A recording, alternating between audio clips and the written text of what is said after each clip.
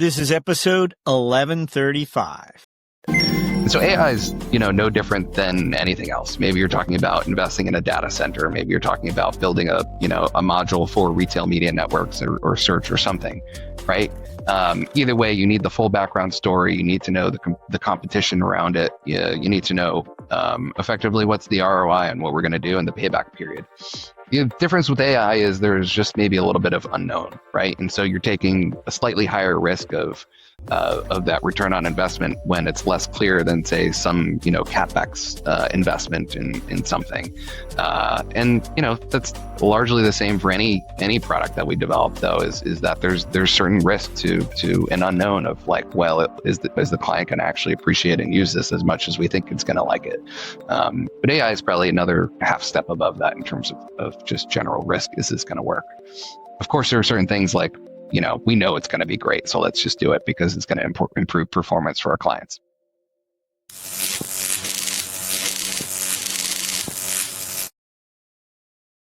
When finance leaders talk about transformation, most point to technology.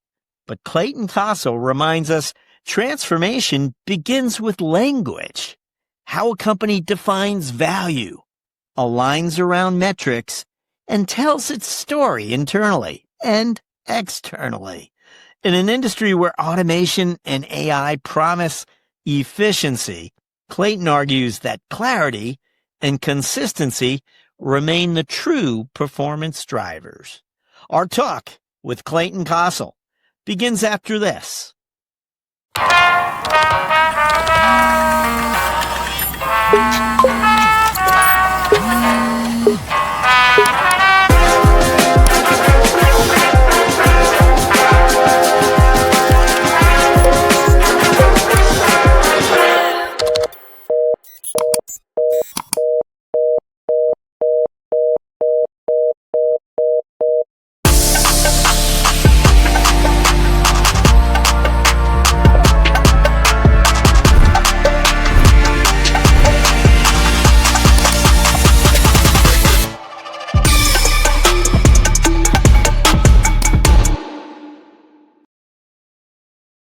Hello, Clayton Kossl is with us. Clayton began his career in investment banking before joining ZocDoc, where he contributed to the healthcare tech firm's multi-billion-dollar capital raise.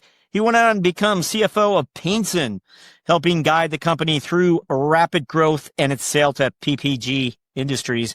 Along the way, he has advised and served as outside CFO for several technology businesses, helping drive different acquisitions along the way. Today, as CFO of Basis Technologies, Clayton is steering strategy and finance in the fast-evolving ad tech space. Clayton, welcome. Thanks, Jack. I appreciate being here. So, Clayton, when you look back in time, and you have an interesting strategy finance sort of intersection. That's your career path as far as the way I read it. But take us back in time, and who were you? What was the sort of the specialties you were developing there? Yeah. So the strategy aspects really starts in the early days with investment banking. And I think getting thrown right into the cauldron with clients on day one into the pitch world. I started in a very specialized space in aerospace and defense intelligence, very serious clients, very serious topics. Built a lot of direct relationships with client owners because we were a small shop, not that many investment professionals. So they needed the junior folks to be active participants in the room and understand the businesses inside and out. So I got to know owners of these companies very well, how they run their business, got to know their models very well. And how to change my style and my strategy approach depending on who I was talking to at any given time. So being thrown right into the room, into the fire, and being comfortable and confident in any situation was kind of a key learning experience, just building into that strategy aspect of meshing the soft skills of dealing with people and getting really good analytical work done on behalf of your clients at that time. So that's where the genesis of everything really started for me, of those two worlds combining. And then going into ZocDoc was, very similar experience where I had direct access to the CEO, the CFO, and the entire leadership team. And their strategic finance was a really well-respected group at that organization, and they had a lot of unique ideas on how to work that team and structure it. And it was the first time I was really exposed to a role like that, where the business was so dependent on your analytical skills, but also the soft skills with business leaders. And so you end up owning a huge part of the decisions and the responsibilities within org. And you had the inside track of what is really going on beyond the broader company perception. So those things really prepared me for how to mesh, the finance world and the strategic finance world together. Was that corporate development, or were you sort of working alongside corporate development? It was separate from corporate development. Yeah, corporate development was its own thing. You certainly had your hand in corporate development. I worked very closely with the head of corp dev at ZocDoc at the time. But it was really more understanding the different parts of the P&L, partnering with different executives and having ownership with those executives as their partner to work on their pieces of the organization. And that could be working on any kind of white space ad hoc analysis. It could be trying to figure out how to staff a call center so that you have response rates over a certain, few seconds or number of rings. There are a lot of different crazy projects that you didn't have a blueprint for, and you just had to go figure it out with the executives together, report back. And then a lot of it was, running the FP&A side of things too, and doing the fundraising, of course, which was a massive part of that experience as well. Yeah. So, but you're kind of this unique strategist. Is that, how would the controller look at Clayton? What is Clayton? What did they see you as? I think I see the controller as my best partner to make sure things are on the rails. And I think about myself as, you're right, I'm not like the accounting type CFO, right? I consider myself very much more the operational type CFO. Yeah. And I think a lot of that has to do with just my experiences even in the venture world, when I was working at a much smaller place, when I joined Paintzen and it was 10 people, or I did the outsourced CFO for smaller venture-backed businesses. You really have your hands in so many things, and you're mostly sitting as a CFO, but also the COO type role, where you do have to run like large chunks of the business. The accounting absolutely has to be correct, and you need a fantastic partner, which I'm very fortunate to have, at Basis today, and largely everywhere else that I was able to work, which allows you to give, 15 to 20% of your time focus on the accounting aspects of it, and then the rest can really be focused on strategic operations side of things. But you were working cross-functionally from your earliest days in industry. After investment banking, you step into roles that are really working across the company. Yeah. Am I characterizing that in a fair way? That's fair. Yeah. And an example was when I moved from ZocDoc to Paintzen. I joined, I think it was like 12 people at the time. I said 10 or 12 people. Very quickly took on many, many roles. Was effectively sitting with the CEO, COO for 8 hours of the day. I was the first finance analytical person they had, but I basically needed to redo all the systems, the processes, frankly touched everyone at the pieces of the organization, which ultimately grew to hundreds of employees and was very quickly moved into an exec seat that had, conversations with investors and board, but I was also running customer service, the operations, and ultimately sales and marketing. I think the only thing I didn't really touch there was technology and development at the time. So, very, very different experience to just get exposure for all those different roles and hats, because it had to get done and someone had to do it. And are these companies, many of these companies, founder led? Would you describe them? And yes. Tell us something about that. Why were you perhaps a good match for these founder led organizations? Yeah, I think I made everyone feel, first of all, comfortable and felt that their businesses were respected and their ideas were respected if I were going to spend time in working with you.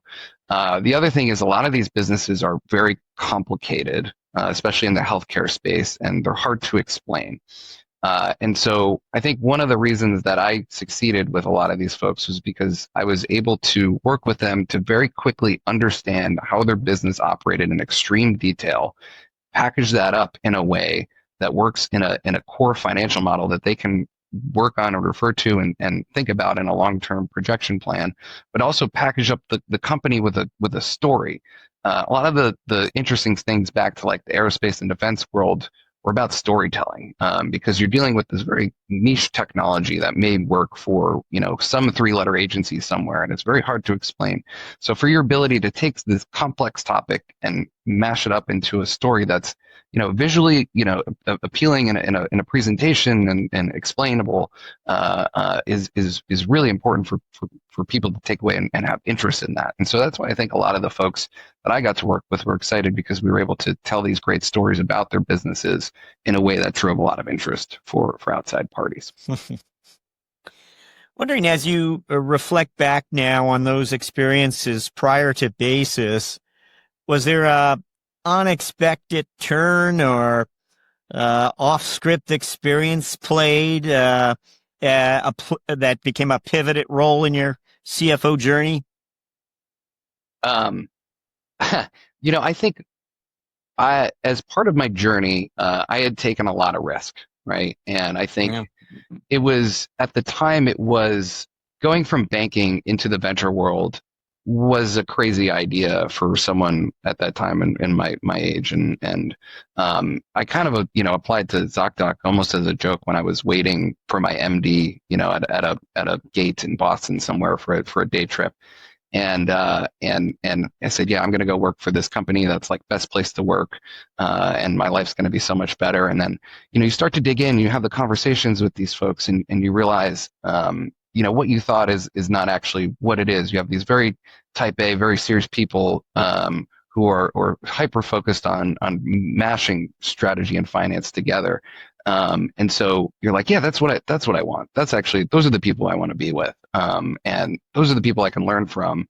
And so, it was like this unexpected, there's this other world out there, right? And I took that giant risk. Your pay is cut into a third, and you're working just as much, as you were in banking. But you're exposed to all these different things, and you're getting the experience as fast as possible. And so I think, my risk tolerance was high.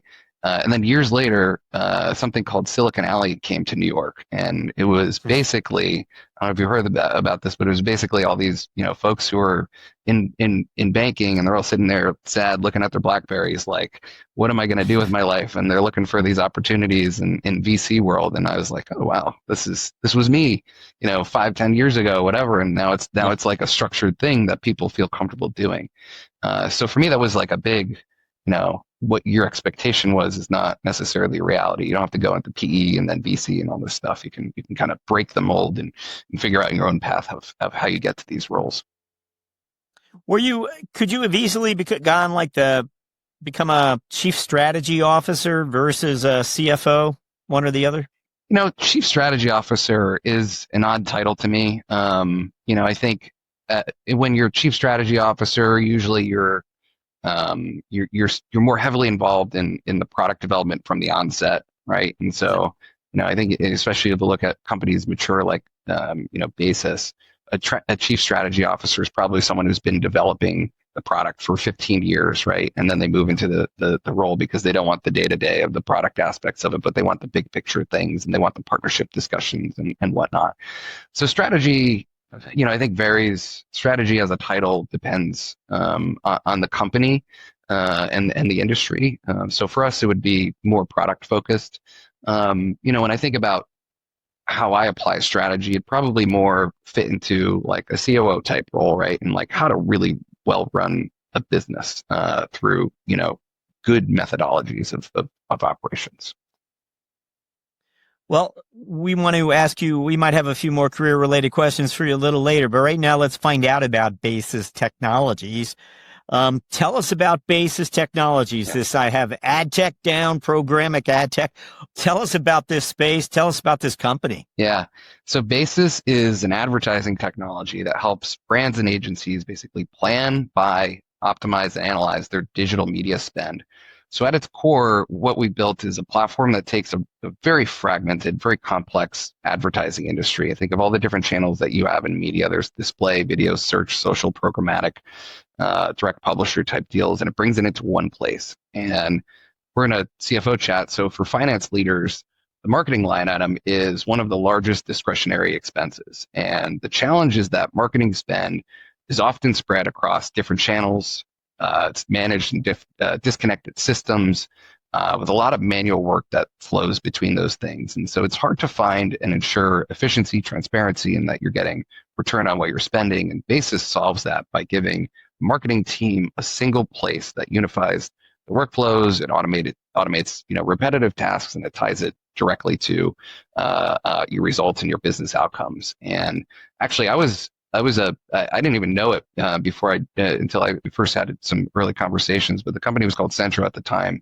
But when I was at Paintzen and other VCs, I never really got the insight into my own marketing performance until I was a client of Centro that became Basis. And so when I was first having some discussions with Centro Basis at the time, I was like, I know you guys. I used to be a client, and that was the only way I got insights into what we were spending in marketing. So, it's been a great place. We separate ourselves in a number of different ways, but for us, obviously, a big differentiator for us is people. Ad tech, also, often feels very transactional, but we invest in raving fan service, long-term partnerships, and that's why we hear so many good things from our clients about how powerful our technology is, combining the tech and our experience, and that's why we stand out. Well, tell us something about this company's current growth priorities in this advertising landscape at the moment. Yeah, for sure. So for us, I talked about all the different channels, right? And so one of the unique things for us is we're combining all of these different media channels, and search and social are not often combined with programmatic, which is programmatic, display buying. So for us, we've always been a machine learning company. And we recently hired a head of AI to oversee that and our data science, but there's so much we could do and have done in terms of optimizing spending and planning. But beyond that, we're the only demand side media buying platform who's incorporating all those different spend channels. So the holy grail for us that we're working towards is a fully automated media mix modeling software, which means you tell us how much you want to spend, what are the results you want to have. We'll automatically and most effectively allocate your marketing dollars to the right media channels. You can only do that if you have a system that's real-time capturing all of these different channels, the search, social, direct, and programmatic, which no other DSP has today, and just self-corrects as the campaigns start running. So that's a big area of focus for us. But our pillars have always been automation, data, and then just being the best demand side platform. So those are the pillars that we think about in terms of product development. But if we were to boil it down to those metrics that you're keeping a close eye on, then what would those be? Yeah. As far as the company performing the way it should, what are you watching? What are you looking at? Yeah, for sure.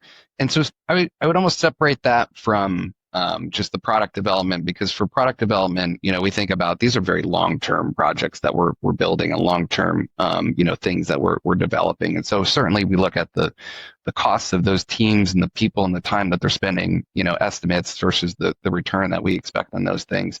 But one of the things that I think, we're all really proud about, after I've been at Basis for almost 5 years now. And one of the things was, changing the language of how everyone talked about the business. And I think getting everyone to use the same business language was exceptionally important. And, what we do now is we all talk about the same metrics. We get into the same meetings, and some of those metrics would be things like net dollar retention rate by the two different segments that we have. We have, a managed service component, and we have a self-serve component. So understanding that our business really breaks down into our existing clients and how those clients perform year over year. So think about like same store sales.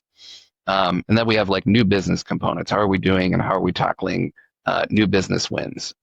So it's a pretty simple way to break down the things in terms of retained business, new business, and then the two different segments that we have. But getting everyone aligned on that language and understanding those metrics has been really cool to see how that starts to filter into every conversation. And so when you get into a discussion with product, they're talking about, okay, how is this going to impact our net dollar retention rate in this segment? And that makes me happy to hear, because then we can take that and tweak the numbers and show what the impact is going to be on our financials, right? So once we got the business language aligned and everyone understood the definitions and why it's important, everyone starts to think about their different projects in terms of those metrics in all of our discussions. No. Then we bring them back and then we can run them through with financial business cases. Have there been steps and measures when it comes to customer retention? Something every company is laser focused on now these days. What would you tell us? I mean, are there steps the companies continue to take to make sure you're doing everything to monitor Oh my goodness. Yeah. improve that number? You go down to those pillars, being the best demand side platform, data and reporting, and then automation.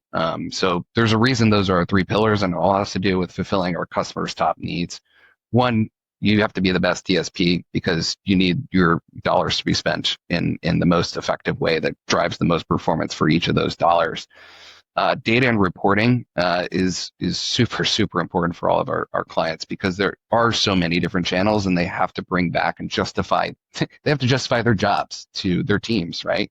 And so they're sitting there and they're saying, okay, how do we know that we are delivering on behalf of our clients the best results? And so getting all that information back rather than it just sitting in a black box is important. So there's a lot of work that we do and have done to improve our data and reporting. We transitioned to things like Snowflake and cloud to allow people to use clean rooms and put in their own data and mash it up with ours, report it out in different unique ways, and adding thousands and thousands of whatever kind of cuts and metrics that you could possibly want on the data that sits within a DSP. And then finally, automation is all our clients think about because they have to do more with less. And in the agency world, all they're thinking about are the bottom line. And so how can they do more with fewer people? How can they, skip repetitive tasks through automation? And so we're hyper-focused on, automating a lot of the tasks at some of the lower level type positions so that they can think about like bigger picture stuff. So those folks then move into a more strategic role and then, can expand the business in a different way. And those agencies can have a much higher bottom line because of that. And we see that ourselves. We dog food our own technology, right? So we have an agency business within the broader software company that dog foods all of our technology, and we benefit from these things as well. From a capital structure point of view, this company is private today. Yep. But you did consider an IPO, or you filed and you withdrew it, I guess, back in 2022. Yeah. Can you tell us anything about that? What was the mindset at the time? Why or why not? Yeah. So I joined in January of 2021, and the intent was to ultimately become a public company within the year. And, we looked at the SPAC. The SPACs were obviously hot at the time, and we thought, okay, let's just take a look at this. And, the story behind that was we got very far in the SPAC process too. And, there was one evening where we had just gone through some of the pipe conversations, and, Sean gave me a call. I remember exactly where I was, and we just said something just doesn't feel right about how those conversations went. We felt like the bottom was going to come out of it, and ultimately it did. And so we dodged that one. We said, okay, we wasted just a little bit of time, maybe a couple weeks. So let's flip this to traditional IPO. We built up, the whole S1. We decided to flip that publicly because up until that point, Basis, it was a 20-year-old company that's been this very sleepy business that you don't really hear about. It's growing like crazy. It's highly profitable, but you don't hear a lot about it because there's not, they're not out there doing crazy fundraises. It's never really needed the fundraises. It's raised, $50 million over its 20-year history 15 years ago. So we decided to flip it public to let everyone know we're out there, we're coming, and clients loved it. They got to know who we were. They got confidence that we had the good balance sheet, that we were growing, that we had, larger interest at play. So we wanted it out there. And I think that was a great decision. Sean's a genius for pushing that, Sean, our CEO. And it's still out there. You can still read it. And the company's grown, tremendously since then as well. But ultimately that window shut. And I think it shut on everyone. And I think in a way we were fortunate to not go public in that environment because it became a very tough environment to be a public company. And we actually benefited, in 22 and 23 from being a private company because we were able to make certain investments that we probably wouldn't have been able to make if we were thinking quarter to quarter rather than 6 months to 6 months. Well, thank you for that. We do want to touch on AI with you. Basis has a strong technology foundation. We wonder how AI is being embedded into the company's offerings today? Yeah. And, like I said, we've always been a machine learning company. So it's always been core to who we are. But it really comes down to how are we going to think about the end-to-end buying capabilities and the buying work that a media planner would do. So we've done a great job of mapping out everything from the strategic planning components, helping someone think about how to actually plan a campaign. Say, hey, I have this money and I'm trying to sell this product.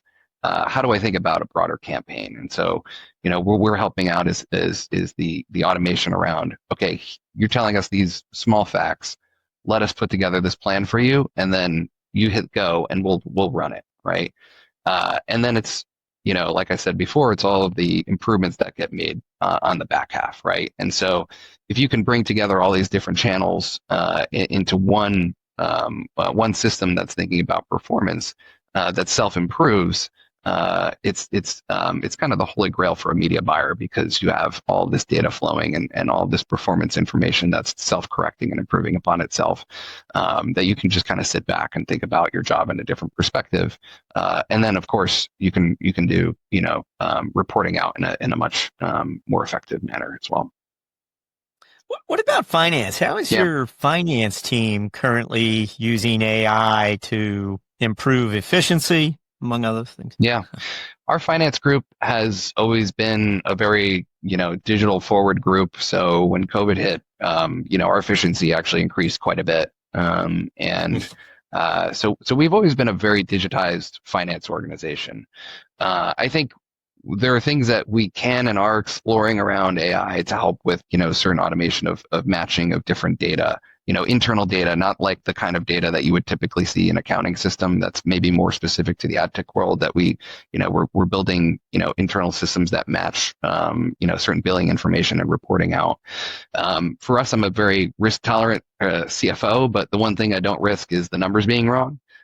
So I think for us, we're exploring, but we're cautiously exploring, because the thing that we have, inelastic, correctness on is our financials. So we're keeping that in mind, but we're exploring like little things here and there of how we can, effectively save, a few hours here and there from folks on the low end of time. And we've done a lot of automating as well, just through normal systems. When it comes to evaluating or prioritizing AI-related investments, has the role finance played evolved over the last 2 years or so? I mean, do you think you're playing a more central role or less?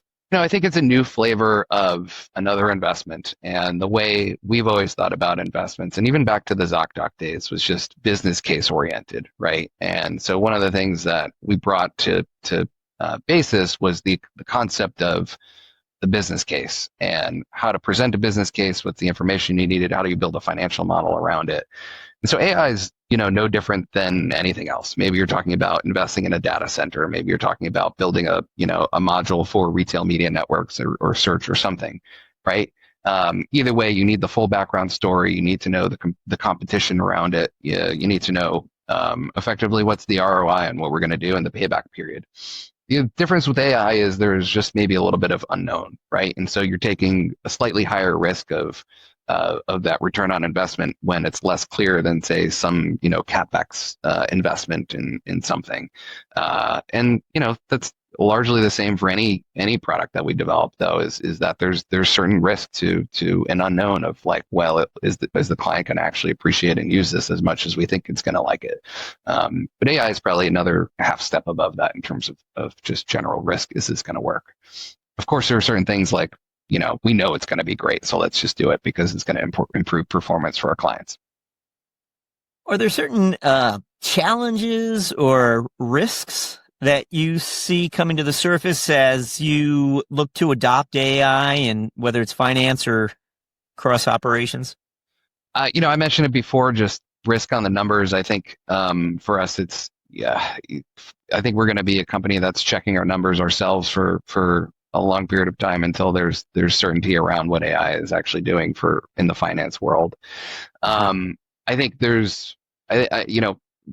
we tell our people as long as AI is around, there's still a job to do, right? And so you think about it more as an agentic task, right, versus just a replacement of a job. There are certain ways that AI is going to actually, just bolster you as an employee of the company, or even as a media buyer, using Basis software. So risks involved are just, obviously you got to keep things on a guardrail, right? And you can't let things go rogue in one way or the other. So certainly some risks, and I think we'll see how it plays out. Well, thank you for that. We're going to jump to what we refer to as our finance strategic moment question. And this is when we ask you to look back and share a story from your past, a moment of strategic insight that you've experienced along the way. What comes to mind when we ask for a finance strategic moment? I think for me, my moment came, taking on the co-head of enterprise sales role at Paintzen, which was pre-acquisition of PPG. And I think by that point, I had taken on customer operations, finance, assisted with marketing teams, et cetera. So sales was a bit of a new venture for me. So getting to know the sellers, how they sold, the extreme details of their deals, what was needed to close, how to manage their pipelines, how to commission them, setting up the check-in cadence, and frankly, how to fire a lot of people too. So getting in front of clients and just being comfortable, setting up a booth at a trade show, and talking to the players. What they needed was a metrics-based approach to selling, as well as like creative financial deal structures. And so that got us into enterprise sales and, retail maintenance and national account business, which ended up being, 80 to 90% of our revenue, within the span of a couple of years. And that later got PPG interested in acquiring the business and shaped Paintzen to ultimately to what it become. So I think that really resulted in how I am as a CFO today, which is just heavily involved in our sales organization, helping them understand how to sell to decision makers, how to pitch CFOs, how to structure deals, grilling them on the details around what's needed to close a deal. Kind of all stemmed from that initial partnership that I had as we had a great seller. And I think it was just tying in the metrics-based approach with all of that. And then having the conviction to go after this new world of national account business and, knowing that there was oil to tap in that field and take that risk of the data says we can go and we have the sellers to go do it. So let's go do it. Yeah. All right. Well, we're going to jump to the mentoring round where we now ask you to go back in time once again. And we're wondering about the first time you stepped into a CFO role, that first 60 days or 90 days. You could go back in time and give yourself some advice. What would it be? There was just something you wish someone had told you about the role of a CFO that... you had observed them for years, but there was something. I don't even know if it's CFO specific, but I would just say I probably wish someone said slow down a bit, right? There's plenty of time for career advancements, and that's going to happen with good work and the right focus. My mantra is, be nice, work hard, good things happen, and that's what happens, right? But take time to get in touch with, your softer side skills, understand who you are, how you're different as an individual, even outside of work. And so, I was hyper focused and I was able to take on a lot of clients and work kind of simultaneously, which helped, career advancement. But there's also an aspect of just, slowing down and having a great support system. I have a fantastic wife and life partner. And so, the people you can call on for the random scenarios that you need to talk about, and just slowing down and think about more about yourself. One of the things at Basis that we practice is conscious leadership. And so really understanding, your Enneagram type and others' Enneagram type and how to approach people, and give them feedback. So really, really working on the soft side of skills, which is, if you think about it, hyper different from the aerospace and defense world, which was very hard-lined and very much, in a way, it's scary business of people saying, don't talk about my deal or else there'll be problems for you. This is more approachable, right? And so, working on your approachability and understanding who you are and how you take feedback. Excellent. Thank you for that. We always like to ask our guests to reflect a little on the personal side. Clayton, you've been there 5 years, so your colleagues probably know almost everything about you. We're looking for something they might not. And what's one thing most people don't know about you? 5 years, you'd think they'd know everything about me and they're all close friends, but I'm actually like probably the lowest tenured exec, one of the lowest tenured execs. People at Basis tend to work for 10, 15 years, I think is Oh, long time. is the average. Yeah. What don't they know about me? Not much. Let's see. A pursuit that you had, an interest that you had way back in your college days. Oh, sure. Something from. I had a radio show. Good one. I had a radio show in college that did kind of long form discussions, right? So really, had 2,000 listeners. Wow, not many. You're not a stranger to this side of the mic. Yeah, not too many, unfortunately. But it was fun. It was just friends that got in a room and talked about different topics, and then played some music that probably no one wanted to hear. But it was great. News and commentary, not sports, not anything sports specific. No, we weren't sports guys. Just broader life topics and what was going on campus, and just long form discussions with guests and things. I was influenced by the Opie and Anthony days, right? And how they kind of did long form, podcast discussions before podcasts were a thing, right? So interesting. Yeah, that's where some of the roots are. Yeah, for sure. Hey, what about a book or a resource recommendation? Yeah, it won't be a business book. I try not to read any business books, to be honest with you. I do enough business during the day. So it's about escape. All my escape is just, it tends to be around murder mysteries for some reason.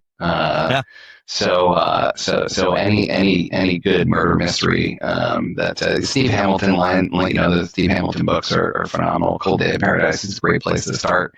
A lot of murders take place on the Upper Peninsula of Michigan for some reason. So in all these stories. So are you an e-reader user, or you like paperback or no? I have a very old Kindle, which I try to stick to. I just got the small version of the Remarkable, so I'm moving to tablets. Yeah. Great, love it. Yeah. We end by asking you to look forward, and we're interested in your CFO priorities for the next 12 months. Great. Well, Basis has been, invested in by its existing investors since some from the start, right? So we still have some angel investors that have been with us for 20 years. We still have institutional funds that have been with us for 10 to 15 years, depending on who you're talking to. For us, it's looking what's that next stage of a partnership, and are we combining with people who are we working with next to make us double the size over the next 3 years, right?